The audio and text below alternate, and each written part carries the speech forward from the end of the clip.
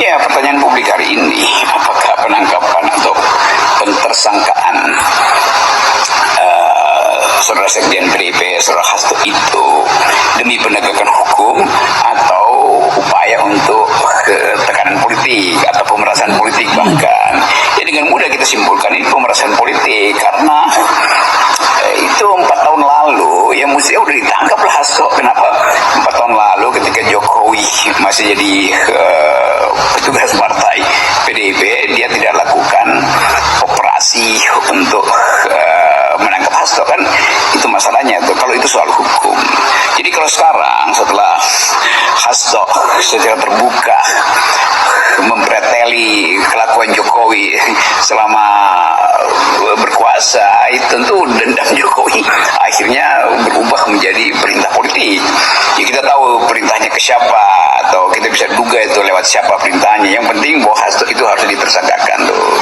Atau ada orang yang mengambil inisiatif, seseorang petinggi di mungkin di satu partai yang mengambil inisiatif untuk mentersangkakan Hasto karena ada konteks baru yaitu PDIP ngotot supaya PPN 12% itu diturunkan. Lalu timbul gerakan bahwa ini adalah ulahnya Jokowi dari awal sebetulnya tuh, karena memang itu ditetapkan 12% itu di era Pak Jokowi. Jadi kita lihat ini sekali lagi sebagai satu tekanan politik. Apalagi kalau kita cicil sebetulnya dari awal dibuat skenario supaya moralnya Hasto itu dijatuhkan dulu, moral beberapa tokoh PDIP dijatuhkan dulu dengan isu perselingkuhan atau apa namanya segala macam hal yang sensasional. Jadi ada persiapan yang biasa kita kenal, yaitu lemahkan dulu kondisi psikomoral seseorang supaya kalau dia dinyatakan tersangka maka itu seolah satu tarikan nafas, satu paket berlengkap bahwa memang dia pantas karena secara etis, secara moral dia rendah, kan itu yang disebut persiapan untuk kriminalisasi itu. Saya mau lihat itu dengan cara menganalisis rentetan peristiwa itu. Jadi sekali lagi kita tiba pada semacam ya satu wisdom, satu kebijaksanaan yang agak palsu sebetulnya. Jadi seolah-olah ada yang bijaksana karena Hasto setelah 4 tahun itu dipanggil KPK, ditersangkakan, maka prosesnya berlanjut, iya, tapi berubah sifatnya, yaitu dari peristiwa hukum menjadi tekanan politik. Itu yang disebut sebagai wisdom yang palsu sebetulnya, kan. Jadi KPK bermain di dalam era yang memalsukan sebetulnya realita. Semua dibantah dengan cara apapun, tetap menggantung di kepala kita bagaimana KPK itu jadi perkakas dari kekuasaan. Itu yang buruk sebetulnya tuh. Bukan kita menyatakan KPK nggak bermutu, dia tidak mampu untuk independen, itu masalahnya tuh. Dan yang tidak mampu independen ya dengan sendirinya tidak bermutu, kan. Oke, kembali lagi di channel Sonka TV. Salam inspirasi, salam NKRI, harga mati. Nah, teman-teman tentunya sudah mendengarkan sedikit tanggapan Rocky Gerung setelah mendengarkan Sekjen Haston Kristianto sebagai Sekjen Partai PDIP tersangka. Nah, ini sangat menarik untuk kita bahas tentunya apa yang disampaikan oleh Rocky Gerung atau analisis Rocky Gerung tersebut ada benarnya juga. Ada poin-poin yang saya dengarkan, edukasi yang telah diedukasi oleh Rocky Gerung mengenai tersangkanya Kristianto pada saat ini yang banyak dibahas oleh media mengenai Sekjen Haston. Kenapa KPK baru menetapkan Haston sebagai tersangka kasus Haru Masiku sekarang? Nah, ini sangat menarik karena ketika menjabat Presiden Jokowi sebagai presiden pada tahun 2023 yang kini sudah digantikan oleh Pak Presiden Republik Indonesia yaitu Prabowo Subianto. Pada saat itu bahwasannya Jokowi masih menjabat sebagai presiden dan bahkan menjadi kader partai PDIP. Kenapa sejak Kristianto atau Haston mengkritik segala tindakan-tindakan Pak Jokowi atau menggulik atau menggali segala persoalan-persoalan yang telah dibuat oleh Jokowi Dodo, maka ini adalah salah satu dendam oleh Jokowi kepada Sekjen Hasto Kristianto. Itu yang dikatakan oleh Rocky Gerung tersebut. Ada benarnya juga, kenapa tidak sejak dulu bahwasanya Hasto ditersangkakan ketika Jokowi masih menjabat sebagai Presiden Republik Indonesia. Nah, inilah salah satu balas dendamnya. Saya tidak bisa mengatakan itu benar atau tidaknya. Ini adalah salah satu kriminalisasi politik. Bukan KPK tidak mampu, tetapi inilah salah satu politik yang benar-benar yang harus kita bahas. Menurut saya, inilah salah satu money politik, dan banyak tidak menyangka bahwasannya Hasto Kristianto ini menjadi tersangka tentang kasus Harun Masiku yang sekarang. Nah teman-teman, di sini kita membacakan sedikit bagaimana dari WF mengapa KPK baru menetapkan Hasto Kristianto sebagai tersangka kasus Harun Masiku sekarang.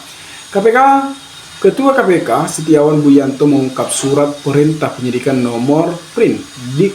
Nah, pada tanggal 23 Desember 2024 yang membuat informasi penyidikan dengan tersangka Hasto Kristianto itu merupakan hasil pengembangan penyidikan sejak 2019. KPK baru menetapkan tersangka sekarang ini karena sudah ada kecukupan alat bukti. Nah, kenapa pada kasus ini 2019, kenapa saat ini sudah tersangka? Artinya ada permainan-permainan atau ada dendam pribadi salah satu politik atau pengamat politik, sehingga ketika Hasto Kristianto menjadi tersangka dengan kasus tersebut. Nah, penyidik KPK menemukan bukti keterlibatan Hasto Kristianto dan Doni Tri dalam perkara suap kepada Wahyu Setiawan. Doni merupakan orang kepercayaan Hasto.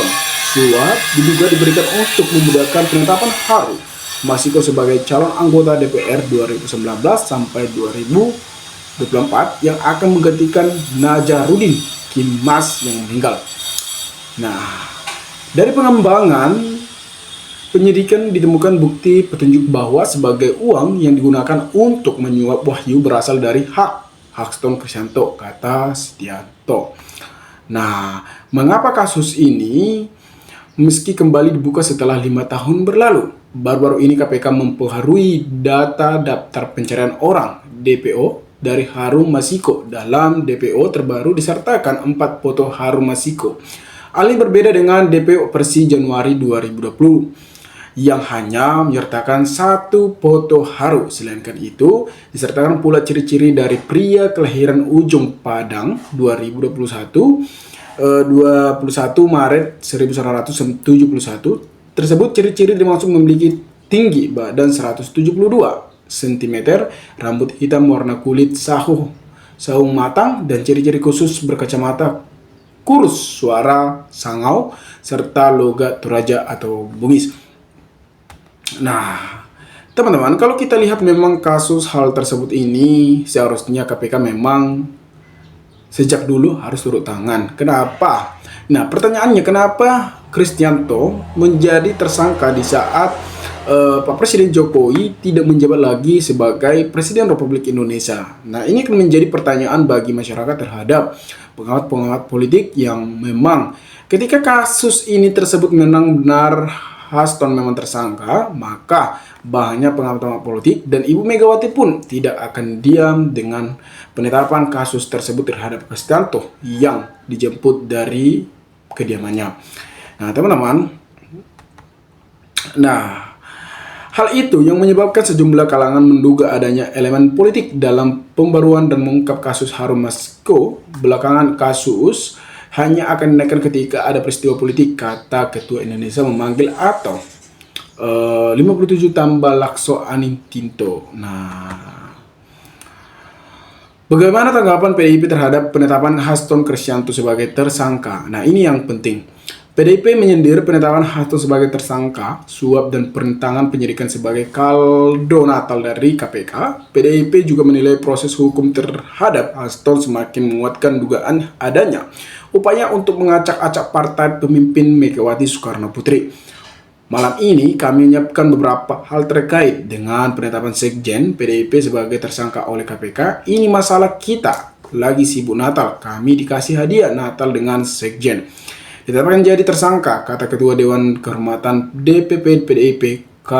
Komarudin Watubun Megawati konferensi pers di kantor DPP PDIP Jakarta Selasa 24 Desember 2024 malam lalu. Nah teman-teman, mungkin penetapan ini memang Ibu Megawati tidak terima, pastinya tidak terima sebagai Ketua Umum Partai PDIP Perjuangan yang kita tahu adalah mereka taat hukum dan taat konstitusi. Ya kita bisa lihat bahwasannya Ibu Megawati juga ketika mantan Presiden Joko Widodo meminta untuk menjabat sebagai 3 periode, namun Megawati menolak. Dari situ juga kita bisa menilai bahwasannya Partai PDIP ini adalah memiliki kualitas yang sangat tinggi dan berkualitas dan integritas yang sangat tinggi. Nah teman-teman, mungkin sekian video ini. Jika ada pertanyaan atau tanggapan teman-teman, maka berikanlah tanggapan teman-teman di kolom komentar agar kita bisa saling tukar pikiran satu antara lain. Salam inspirasi, salam NKRI, Sonka TV melaporkan.